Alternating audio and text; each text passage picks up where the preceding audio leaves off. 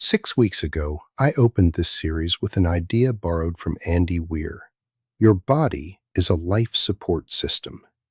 Like the spacecraft in Project Hail Mary, like the lunar habitat in Artemis, it is running a continuous set of internal conditions that determine whether you flourish or fail. And like those systems, it has instruments. Over the last 5 weeks, we looked at 5 of the most important ones. Today, we put them together, not as a report card, as a dashboard, one you can build, track, and act on. This is what the whole series has been building toward. VO2 max, your engine size. The single strongest predictor of all-cause mortality in the research. Trainable at any age. Tested free with the Rockport Walk Test. Grip strength, the downstream indicator, predicts cardiovascular mortality better than blood pressure, a window into your entire musculoskeletal system. Test it with a dynamometer at your gym. Heart rate variability, the nervous system readout. Higher is generally better. Track the trend, not the single number. Measure it overnight with a wearable. Bone density, the structural integrity reading, silent until it fails. Ask your doctor about a DEXA scan, especially if you received chemotherapy for any reason. Resting heart rate, the baseline rhythm, the most accessible metric on this list. 60 seconds, one finger on your wrist, every morning before you rise. Here is what makes the dashboard more powerful than any individual reading. These metrics form patterns, and the patterns tell a more complete story than any single number. Low VO2 max and low HRV together signal a cardiovascular system under chronic stress. Zone 2 cardio is the primary intervention for both. Low grip strength and declining bone density together signal advancing sarcopenia with structural risk. Progressive resistance training is the intervention for both. Elevated resting heart rate and low HRV together signal recovery failure. Too much stress, not enough processing.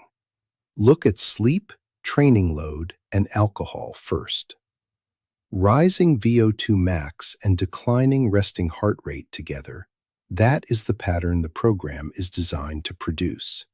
Cardiovascular adaptation, the engine growing stronger.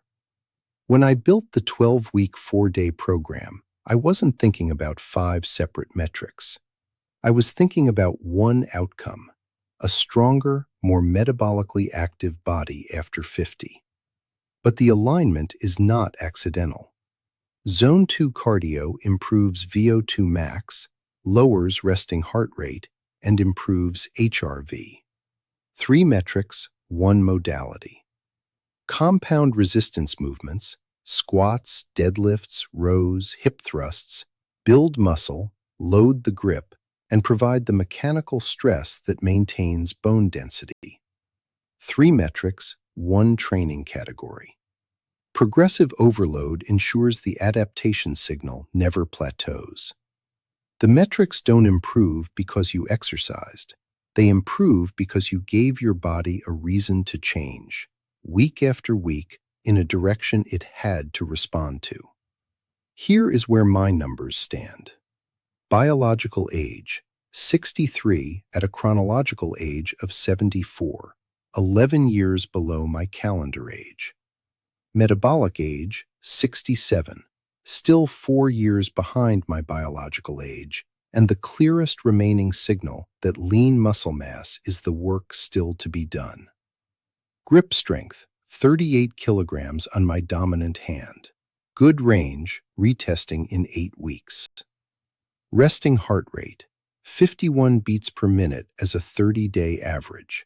Excellent range, and down 6 beats from where I started the program. 6 beats. More than 3 million fewer heartbeats per year. The heart is adapting. Bone density, still pending. My DEXA scan is 6 months out. I will share those results in this space when they come in. That may be the most important post I write. The instruments are running. I am reading them. You don't need a lab or a wearable to start. You need a notebook, a finger on your wrist, and 30 minutes on a measured mile. Resting heart rate, every morning, weekly average. VO2 max estimate, Rockport walk test, retest every 8 weeks. Grip strength, dynamometer at your gym, retest every 8 weeks. HRV, overnight via wearable if you have one. Bone mineral content, smart scale trend, flag declines to your doctor. Track it simply, date, metric, reading. The sophistication is in the consistency, not the tool. Ryland Grace didn't survive interstellar space by feeling fine. He survived by checking the gauges, every day, acting on what they told him, adjusting when the readings shifted. That is the practice. That is what this series has been about. If you have tested any of these metrics over the last 6 weeks, share your numbers in the comments. Not to compare, to build a picture of what adults over 50 who are paying attention to their instruments actually look like. The data exists. The tests exist. The program exists. Someone just has to look at the instruments. I'm Marty at VirtaFitness. Thank you for being here for all 6 posts. I'll see you when the DEXA results come in.